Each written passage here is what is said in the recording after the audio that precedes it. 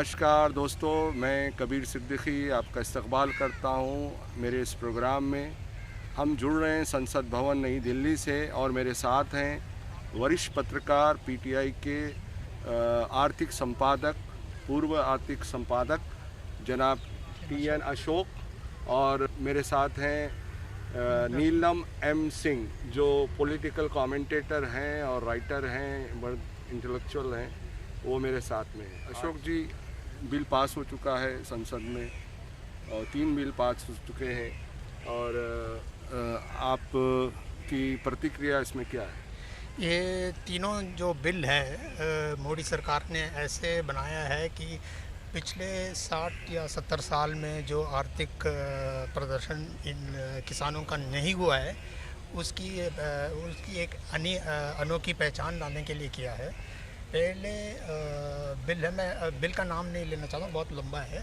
तो पहले बिल में है प्रोविज़न ऐसा है कि किसान अपने जो उत्पादन है उसे डायरेक्टली कंज्यूमर को बेच सकता है। पहले क्या हुआ था, इससे कहते हैं, हम अंग्रेजी में कहते हैं demand supply management chain.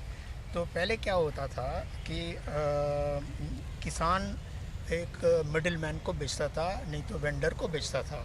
Vendor जो आरती होते हैं, जो ट्रेडर्स होते हैं, उनको बेचता था। ट्रेडर जाके मंडी में बेचता था। तो अब इसमें क्या नई चीज़ आ गई है? अब क्या नहीं, ये तो डायरेक्ट हो गया ना, इनका पूरा लिंक कट गया। जो बीच में जो लिंक आता है वेंडर का, मिडिल मैन का, आरती का, और ये डायरेक्टली अभी इन तीनों चेन को काट के डायरेक्टली होलसेलर को बेच सकते हैं। इससे कि क्या होता है कि इन तीनों में अगर ये 5 रुपये पे बेचता है तो वेंडर 7 रुपये में बेचेगा, और आरती इसे 10 रुपये में बेचेगा, होलसेलर को 12 रुपये में बेचेगा। तो इसको 5 रुपये ही मिलता है, मगर 12 रुपये में एंड प्रोडक्ट होता है। जी जी जी। मैं नीलम जी आपसे जानना चाहूँगा, तो अगर ये फ़ायदे का बिल है तो फिर इतना हंगामा क्यों हो रहा है? अपोजिशन क्यों इतना हंगामा मचा रही है? जी कबीर साहब, मैं आए। जी जी, आदाब। आदाब। आज हम यहाँ पर संसद भवन के परिसर में इकट्ठे हो रहे हैं, और हम जिस विषय पे चर्चा कर रहे हैं उससे मुझे बहुत खुशी मिल रही है, जो कि हमारे किसान भाई हैं, और जिसके लिए हम जय जवान जय किसान का नारा दे चुके हैं। और जो हमारी एग्रीकल्चरल इकोनॉमी है 50% से ज़्यादा उस पर निर्भर है, और ख़ासकर जो हमारे ग्रामीण क्षेत्र है, गांव हैं, जो कि हार्ड लेबरर है, पुअर फार्मर्स हैं, उनके विषय में ये सब एक चिंता का विषय है। और ऐसा मानना कि पिछली 70 वर्षों में और वहाँ की जो सरकारें थीं उन्होंने हमारे किसान भाइयों के लिए कुछ अधिक नहीं करा, यह भी शायद ठीक नहीं होगा। और अभी जैसे जैसे हमारी चर्चा आगे बढ़ेगी तो मैं आपको बताऊंगी कि सरकार को या तो चाहिए कि वो अपने जो ये फार्म बिल्स लाए हैं उसको सही तरीके से किसानों को, उनके प्रतिनिधियों को समझाएं, और जो ऑपोजिशन पार्टीज़ हैं उनके साथ भी मिलकर ऐसी चर्चा करें जिससे कि एक कॉमन पॉइंट निकलना चाहिए। मैं आपकी बात को रखते हुए मैं ये जानना चाह रहा था, इसमें जो अपोजिशन कह रहा है, ख़ास तौर पे कहते हैं कि कॉरपोरेट का फ़ायदा ज़्यादा होगा, और उसमें जो अगर ये बिचौलिए हट गए हैं तो अब ये बड़े लेवल के जो कॉरपोरेट हैं वो इनको एक्सप्लॉइट करेंगे। इसमें आप क्या कहेंगे? मैं अपोजिशन के बात पे सहमत नहीं हूँ, क्योंकि सरकार ने इस बिल को 3 तरह से लाया है। एक तो है, पहली पार्ट जो बिल है, पहला बिल है, डायरेक्टली किसान अपने उत्पादन को डायरेक्टली कंज्यूमर को बेच सकता है। दूसरा है, कॉरपोरेट लोगों को भी बेच सकता है। और तीसरा है इसेंशियल कमोडिटीज़। काफ़ी इसेंशियल कमोडिटीज़ थे, उसमें से बहुत इसेंशियल कमोडिटीज़ जो इसेंशियल कमोडिटीज़ सच्ची में नहीं है उनको निकाल दिया गया है।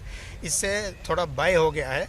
इसमें अपोजिशन का मेनली एक ही प्रॉब्लम है कि जब किसान डायरेक्टली कंज्यूमर से डील करता है तो स्टेट गवर्नमेंट का रोल बहुत कम हो जाता है, और उनका भी जो सेस लगाते हैं एग्रीकल्चरल प्रोड्यूस में वो भी निकल जाता है। सब मैं अशोक जी की इस बात पे थोड़ा सा कुछ कहना चाहती हूँ। एक्चुअली ये जो पूरी बात है ये कोई एक जीएसटी या स्टेट जीएसटी से संबंधित नहीं है।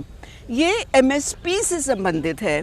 और हमारे डॉक्टर एमएस स्वामीनाथन जो कि ग्रीन रेवोल्यूशन के बहुत बड़े कर्ता माने जाते हैं, और उन्होंने ये एमएसपी का जो सिद्धांत था जिसको उन्होंने अपने फॉर्मूला में C2 कहा था, जो कि एक कॉस्ट ऑफ प्रोडक्शन के अतिरिक्त 50% का मुनाफा किसान को होना चाहिए। अब वो उसमें क्या कमी हुई है इसके बारे में हमें चर्चा करना बहुत ज़रूरी है।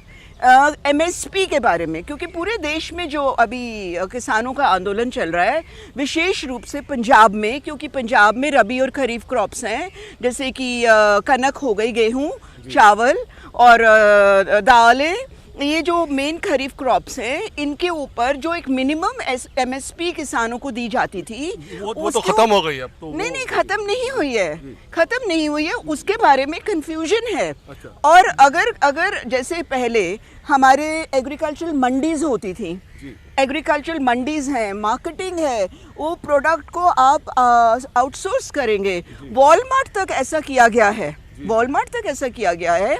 और राजन मित्तल और सुनील मित्तल भारती, उन्होंने तो पंजाब का पूरा एग्रीकल्चर का इसी तरह से टेक ओवर कर लिया था, परंतु उसको भी उनको, क्योंकि वॉलमार्ट इस प्लान में सक्सेसफुल नहीं हो पाया था। तो ये जो एक कंफ्यूजन आ गया है, उसको क्लियर करना सरकार के लिए बहुत अनिवार्य है, खासकर किसानों को। जी, मैं इस पे और थोड़ा एम्प्लीफिकेशन करना चाहता हूँ कि पहला जो वरी है स्टेट गवर्नमेंट को अपना लॉस ऑफ रेवेन्यू में था, जिसका मैंने आपको पहले एक्सप्लेनेशन दे दिया।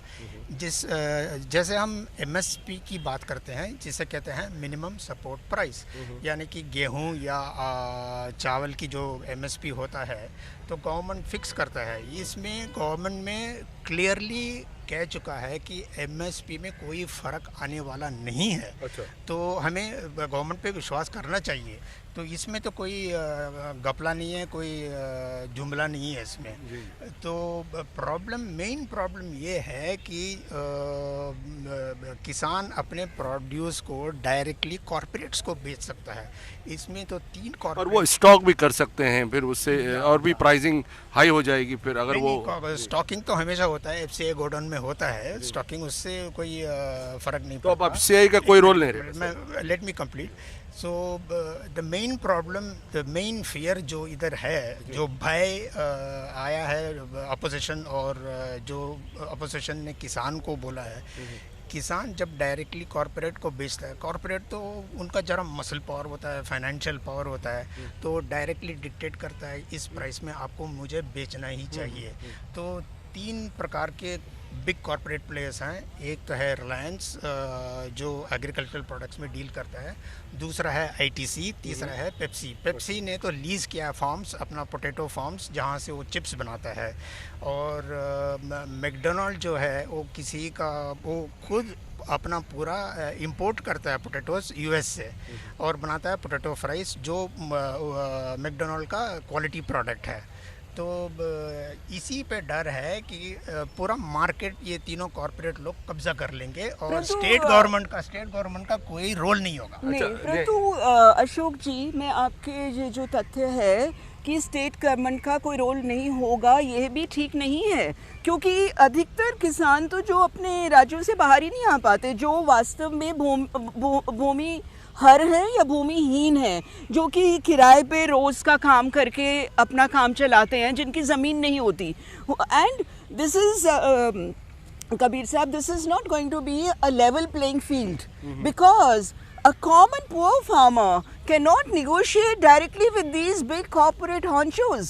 वो तो अपने मंडियों तक भी नहीं जा पाते। और जो आपने बीच में कहा था फूड कॉर्पोरेशन ऑफ इंडिया का, फूड कॉर्पोरेशन तो एक हो गया, हर स्टेट के वेयर हाउसेज हैं, हर स्टेट की मंडियां हैं, और अभी जो कह रहे हैं कि आड़ती जो है उनकी कमीशन कम हो जाएगी, इसलिए ये इतना हंगामा हो रहा है, मैं उससे सहमत नहीं हूँ, क्योंकि आड़तियों का भी तो एक रोल है, क्योंकि वो किसान की फसल उठाते हैं। नीलम जी, ये था कि मंडी से जो मतलब जो फार्मर है, जो किसान है, वो अपनी जो क्रॉप है उसको मंडी तक पहुंचाने के लिए बीच में आड़ती, जो कहते हैं आड़ती का सहारा लेता है, जो अब वो उनका रोल अगर ख़त्म हो जाएगा तो वो डायरेक्ट कॉर्पोरेट के साथ कैसे डील करेगा? किसान तो उसके पास तो बिजली भी नहीं होती है, ना कंप्यूटर होता है, ना कोई वो होता है। तो इस में ऐसा ना हो कि किसान का शोषण हो जाए, उसका एक्सप्लॉयटेशन हो। जी कबीर साहब, बात यह है कि मैं ये मानती हूँ कि हमारी जो एनडीए सरकार है, हमारे माननीय प्रधानमंत्री नरेंद्र मोदी जी आर्थिक रूप से एक असक्षम बैकग्राउंड से हैं और वो किसानों को प्यार करते हैं, मेरा ऐसा मानना है। और ऐसे ही हमारे पिछले प्रधानमंत्री भी करते होंगे, ऐसा भी मेरे को मानना है। परंतु अभी जो ये कन्फ्यूजन आ गया, मैं इसको मात्र पॉलिटिकल नहीं मानती हूँ। ऑपोजिशन पार्टीज़ का रोल होता है अपोज करना, परंतु ऑपोजिशन पार्टीज़ कितनी बार कितने बिल्स के ऊपर सहमति से भी उन्होंने बिल पास करे हैं, उसमें 100% वोटिंग सहमति से हुई है। तो अभी जो आड़तियों का रोल है, ठीक है, जब वो भी बीच में आएंगे किसान के और फार्मर के, तो स्वाभाविक है वो भी अपना मुनाफा रखेंगे। नहीं तो किसान क्यों अपने टमाटर और अपनी सब्जियां सड़कों पर फेंक के विद्रोह करेंगे, आलू फेंकेंगे, प्याज फेंकेंगे। तो जो एक ये समन्वय बनना चाहिए मंडियों के बीच में, कॉरपोरेट्स के बीच में, क्योंकि अभी तक कॉरपोरेट्स का एक्सपीरियंस कोई इतना अच्छा नहीं हुआ है। जैसे मैंने आपको वॉलमार्ट का एग्जाम्पल दिया था, तो वो कॉरपोरेट्स भी कितने हद तक, मतलब corporates cannot take over the whole of the farming sector of India. So the role of the state financial corporations, role of the mandis, role of the state warehousing corporations, ये सब बहुत महत्वपूर्ण है। और हमें बहुत अमीर किसानों की तो चिंता नहीं है, हमें अपने गरीब किसानों की चिंता ज़रूर करनी चाहिए, जिनके पास खेत नहीं है परंतु वे फिर भी किसान हैं, वे खेती करते हैं, और जो बड़े उनके लैंडलॉर्ड्स हैं उनके लिए खेती करते हैं। तो ये जो एक संघर्ष का वातावरण पैदा हो गया है, अब ये तो सरकार की जिम्मेवारी है कि वो कैसे सबको संतुष्ट करें और स्पष्टीकरण दें। ठीक है, मैं आपसे जाना था जी, ये था कि इसे ओके राइट नीलम जी, अगर हम वापस वेंडर और आरती और वेयर हाउसिंग कॉरपोरेशन गवर्नमेंट के पास चले जाएंगे, तो जो main objective of the bill जो गवर्नमेंट का है, डायरेक्ट लिंक बिटवीन द किसान and the customer is lost. See, because the main purpose is this supply demand chain जो है, बीच में बहुत पैसा the cost keeps escalating from one point to another. The government is trying to bring down the cost escalation between one end to the other end. Now the role, if you read the bill properly, the government does not say that the role of mandis will go away, the role of governments will go away. Government still has complete control over the distribution of commodities. If there is an emergency, or if there is a situation where the government feels that it should step in, state government has the full right to step in and control the distribution of commodities between the farmer and between the customer. So इसमें कोई भय और शंका की बात ही नहीं है। ये कहा जा रहा है कि जो राशन शॉप्स हैं, जो डिस्ट्रीब्यूशन था नेटवर्क, अब वो कॉरपोरेट के हाथ में चला जाएगा। हो सकता है गवर्नमेंट उनको कहेगी कि अब आपका जो राशन है जो मिलता था आपको महीने का, वो भी अब आपको सब्सिडाइज रेट पे वो कॉरपोरेट देगा, क्योंकि जो डिस्ट्रीब्यूशन है वो कहते हैं कि इसमें भी काफ़ी सारा लीकेज है। तो इस तरह से तो आप सब चीज़ कॉर्पोरेट के हाथ में दे देंगे तो कैसे चलेगा? तो Ashok, you have to be a little more specific. I will answer that, Kabir sir. But I want to request Ashok, because he's an economist also, that he should make the position of government on MSP slightly clear. Because the whole discord which has come with political parties and the government is based on MSP and how the smallest level of the farmer is going to suffer.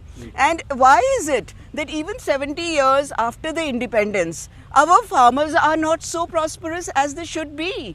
And so these are the questions which I would really request the Honorable Prime Minister, the Honorable Agricultural Minister, Mr. Tomar and various other people that they should come forward and have meetings with other political parties, ताकि वो उन political parties से भी, जैसे GST के मामले में Mrs Sonia Gandhi और प्राइम मिनिस्टर मनमोहन सिंह वह प्रधानमंत्री नरेंद्र मोदी जी को और अरुण जेटली जी फाइनेंस मिनिस्टर को मिलने उनके घर गए थे, क्योंकि ये एक ऐसा किसान का मुद्दा है, क्योंकि किसान हमारे अन्नदाता हैं, हमारे लिए किसान भगवान है। किसान हमें खाना देते हैं, किसान के खून पसीने से हम अनाज खाते पीते हैं। अगर हमारे देश का किसान किसी वजह से भी परेशान है, और जिसे आप देखें हरियाणा में तो भारतीय जनता पार्टी की सरकार है, पंजाब में कांग्रेस की सरकार है, तो फिर ऐसा क्यों है कि हरियाणा में भी और पंजाब में भी सारे किसान जो हैं सड़कों पे उतर रहे हैं? तो मतलब इसमें हमें राजनीति अधिक ना करके इसको एक स्पष्टीकरण देना चाहिए कि ये जो एक अंतर्द्वंद्व आ गया है इन बिल्स को लेकर, उसको कैसे ख़त्म किया जाए और एक समन्वय सभी राजनीतिक पार्टियां उस पर करें। किसानों तक क्या ये सरकार का मैसेज, ये जो बिल के बारे में क्या उसकी जो क्लैरिटी है उन तक नहीं पहुंची? क्या आपको ये लगता है कि जो आंदोलन हो रहे हैं देश भर में, तो इसकी क्या वजह हो सकती है? जब ये अगर ये किसान के फ़ायदे की चीज़ है तो ये किसान क्यों सड़कों पे उतरे हैं? नहीं, शायद गवर्नमेंट ने ठीक तरह से किसान की लेवल पे जाके उन्होंने उनके स्पष्टीकरण नहीं किया है कि इस तीनों जो मसौदा है उससे कैसे लाभ हो सकता है किसानों को। मगर मैं इस बात पे सहमत नहीं हूँ कि गवर्नमेंट इसको राजनीति के तौर पे लाया है, और मैं सोचता हूँ कि अपोजिशन इसको राजनीति की तौर पे ले जाना चाहते हैं, क्योंकि अब तो कोई बड़ा मुद्दा तो है ही नहीं अपोजिशन के हाथ में। इसीलिए गवर्नमेंट को मैं रिक्वेस्ट करता हूँ कि आप जाइए किसानों के लेवल में जाके उनको पूरी तरह से समझाइए कि कैसे इनको लाभ ला सकता है। Right now I think the kisans are being misguided, because I have said very clearly that the government still, state government still have the right to control over the distribution of commodities, and MSP will be fixed by the central government. There is no change. The corporates are not going to fix the MSP. The corporates have to fall in line with the MSP that the government fixes. Anything over the MSP is the corporate's response. That's what opposition is afraid of. So, Kabir साहब, मैं जो अशोक जी कह रहे हैं और जो सवाल आप पूछ रहे हैं उसी के विषय में मैं कहना चाहती हूँ कि ये जो MSP की बात हो रही है, तो ये तो एग्रीकल्चरल जेनेटिस्ट्स जो हैं उन्होंने ये एक फॉर्मूला अपनाया था, जो कि फूड बिल जो कि फूड सिक्योरिटी बिल जो कि यूपीए के समय में आया था, और उसमें ऑपोजिशन ने पूरा साथ दिया था, वो लगभग 100% वोटिंग से पास हुआ था। तो अगर हमारे फूड बिल्स में जो अभी आए हैं 2020 के 3 बिल्स जो आए हैं, अगर इसमें कुछ संवाद में कुछ टूट रहा है, जैसे अशोक जी ने कहा इसमें राजनीति नहीं लानी चाहिए, मैं भी वही बात कह रही हूँ कि इसको राजनीतिक मुद्दा ना बना के हमें एक राष्ट्रीय मुद्दा बनाना चाहिए, जो कि सभी पार्टियां किसानों के हक में फैसला लें, और हमारे देश के किसान यदि खुश होंगे तो हमारा देश जो है वह बहुत ही स्वावलंबी बनेगा। लेकिन आपकी बात बिल्कुल, जो भी आपने कहा बिल्कुल ठीक है, लेकिन जिस तरीके से जिस तरीके से ये बिल राज्यसभा में और पास हुआ है, उस पे आपत्ति है अपोजिशन को। आप करिए, उस पे बहस करिए, बात करिए, लेकिन जिस तरह से उन्होंने इस बिल को पास किया है उससे जो सांसद है वो नाराज़ हैं, और उन्होंने धरना भी दिया, आपने देखा, और सारी चीज़ें। एक बात तो मेरी ज़रूर सरकार से आग्रह है कि इस बिल के ऊपर लोकसभा में तो फिर भी थोड़ी चर्चा हुई थी, परंतु राज्यसभा में बिल्कुल चर्चा नहीं हुई और उसको वोटिंग के लिए डाल दिया गया। और ऐसे बिल्स को मेरा मानना है कि चाहे वॉइस वोटिंग का राज्यसभा में और लोकसभा में प्रावधान होगा कानूनी रूप से, राइट, तो उसकी कोई बात नहीं है, परंतु इस बिल के ऊपर, फूड बिल जो 2020 के 3 बिल्स सरकार लाई हैं, थोड़ा और समय लग सकता था, और उसके ऊपर सबको बोलने का मौका दिया जाना चाहिए था, जिन जिन के नाम पॉलिटिकल पार्टीज़ ने दिए थे, और अगर कोई ज़्यादा भी बात थी तो उसको कमेटी को रेफ़र भी किया जा सकता था, क्योंकि ये बिल पास तो होना ही था। ऐसा नहीं है कि ये बिल पास नहीं होता, सरकार किसी ना किसी तरीके से पास करती, नहीं तो नोटिफिकेशन निकालती। तो परंतु ये जो राज्यसभा में विशेष रूप से हरिवंश जी, जो कि डिप्टी चेयरमैन है और हमारे पुराने मित्र भी हैं, क्योंकि वो कवि और लेखक है, मेरी तरह कवि तो है ही हैं, तो हरिवंश जी के साथ भी जो थोड़ा ऑपोजिशन पार्टीज़ ने बहुत झड़प करी, बहुत सारा कैमराज में रिकॉर्डेड है। थोड़ा और संयम बरतना चाहिए हमारे राज्यसभा के सांसदों को। चाहे डेरिक ओब्रायन ने भी वो रूल बुक उन्होंने कहते हैं, वो उन्होंने फाड़ी नहीं, लेकिन वो कहते हैं राज्यसभा के जो सदस्य और भी थे, उन्होंने कहते हैं कि वो रूल बुक को उन्होंने ऐसे तो संजय सिंह भी हैं, डेरिक ओब्रायन भी हैं, 8 सदस्यों को तो निष्कासित किया गया, सस्पेंड किया गया रेस्ट ऑफ द अधिवेशन के लिए। तो खैर सस्पेंड करने को भी मैं ठीक नहीं समझती हूँ, उनको वार्निंग दे के मौका देना चाहिए बोलने का। और डेरिक ओब्रायन साहब वैसे भी जब वो थोड़ा गुस्सा हो जाते हैं तो डेरिक ओब्रायन को गुस्सा क्यों आता है वाली स्टोरी है। परंतु मेरा ये मानना है कि डेरिक ओब्रायन भी प्रो फार्मर हैं, गवर्नमेंट भी प्रो फार्मर है। ये क्या विषय है, क्योंकि इसमें बिग फिश की बात आ रही है, बिग फिश एंड सब कुछ ठीक है तो फिर ये हंगामा क्यों है? ये इससे एक ये जो मिस्ट्री है, जब अगर आप कहती हैं कि ये फ़ायदे की चीज़ है तो ये फिर इतना हंगामा क्यों है? नहीं, मैं ये कह रही हूँ कि ये कितने फ़ायदे की चीज़ है किसानों के लिए, ये सरकार एक्सप्लेन करने में अभी सफल नहीं हो पा रही है।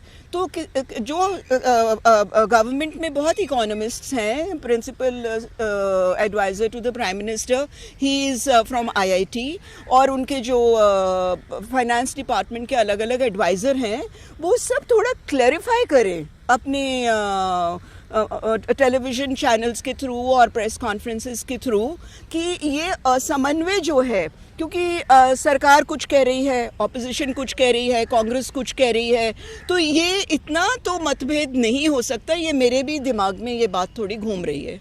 Do you think the way the Rajya Sabha passed the bill, is it correct as per the rule of Rajya Sabha? Do you think it is a... Let me explain one thing to you.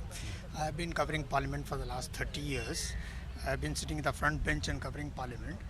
Whether it is BJP in opposition or whether it is Congress in opposition, क्या करते हैं? Basically, when there is a contentious bill, when the minister is moving the bill, the opposition is so restless that they will not allow the minister to speak, and several appeals have to be made by the chair to the opposition to please let him speak, you will get a chance to speak. नहीं, ये नहीं होता है, मैंने खुद देखा है, इस बार भी ऐसा ही हुआ है. So you cannot say that the government did not allow a debate. The problem is the government wanted a debate, but the opposition was not allowing a debate to take place. No, the debate did not take place in Rajya Sabha. Let me finish. Opposition is not allowing the debate to take place, and opposition is not supposed to come to the well of the house every time, and it is highly unparliamentary of any particular member to come to the well of the house and address the chair directly and then tear the rule book. The rule book is like a Bible of the house. It cannot be torn. आपको do you have any like what do you want to say like Kabir साहब देखिए, जहाँ तक rule book की बात है, rule book is of course a Bible of all for all members, और ये सारे मेंबर्स को स्कूल के बच्चे तो है नहीं जिनको कि रूल बुक हाथ में रहनी चाहिए, उनको बहुत एक्सपीरियंस है, बहुत बहुत सीनियर लोग हैं पार्लियामेंट में, परंतु क्योंकि रूल्स को पूरी तरह से फॉलो नहीं किया गया था, मतलब मोशन ऑफ डिबेट तो इंट्रोड्यूस ही नहीं किया गया ना, तो क्योंकि राज्यसभा में सरकार का बहुमत नहीं है, तो सरकार को ये डर था कि ये बिल पास नहीं होगा, परंतु वो डर भी उनकी एक इमेजिनेशन थी। हो सकता है इस बिल को सपोर्ट मिल जाती और जितने उनके प्रेजेंट सदस्य थे वो उसको समर्थन करते, क्योंकि इतने महत्वपूर्ण बिल को वॉइस वोट के द्वारा पारित करना, इससे मैं सही नहीं समझती हूँ। इसमें सभी का साथ होना चाहिए, सभी का योगदान होना चाहिए, अलग अलग पॉलिटिकल पार्टीज़ को बोलने का मौका मिलना चाहिए। और रूल बुक को फाड़ना या ना फाड़ना तो वो तो हमने लोकसभा राज्यसभा में बहुत देखा है। इससे पहले बीजेपी ने भी तो 21 दिन यूपीए के टाइम में पार्लियामेंट ही नहीं चलने दी थी। आपको याद नहीं है जब अरुण जेटली जी ने स्टेटमेंट दिया था कि ये तो हमारा अधिकार है। तो ये अब ये तो पॉलिटिकल लीडर्स हैं, ये क्या करते हैं क्या नहीं करते उस विषय पे तो मैं कुछ ज़्यादा कमेंट भी नहीं कर पाऊंगी। पर हमारे को जो मेन चिंता है वो हमें अपने किसान भाइयों की आर्थिक समृद्धि की है। जी बहुत बहुत शुक्रिया, आप हमारे साथ जुड़े, बहुत बहुत शुक्रिया आपका। जय जवान जय किसान। हाँ जी, बहुत बहुत शुक्रिया। थैंक यू सो मच, मौका दिया आपने हमारे ओपिनियन को प्रश्नीकरण करने के लिए। Thank you sir. ये थे TN अशोक जी और नीलम M सिंह जी, इन्होंने अपने व्यूज़ रखे हैं। अब सरकारें आती रहेंगी जाती रहेंगी, देश तो चलता रहेगा और हर सरकार यही चाहती है, यही कहती है कि ये सब आम आदमी के फ़ायदे की चीज़ है, चाहे वो किसान हो मज़दूर हो। लेकिन अब इसका देखना ये है कि इस बिल से कितना उन किसानों को फ़ायदा पहुंचता है या आम जनता को फ़ायदा पहुंचता है, ये तो आने वाला वक्त ही बताएगा। अब मैं आपसे इजाज़त लेता हूं, अगली बार फिर एक नए विषय पे हम लोग आपसे जुड़ेंगे। Thank you very much.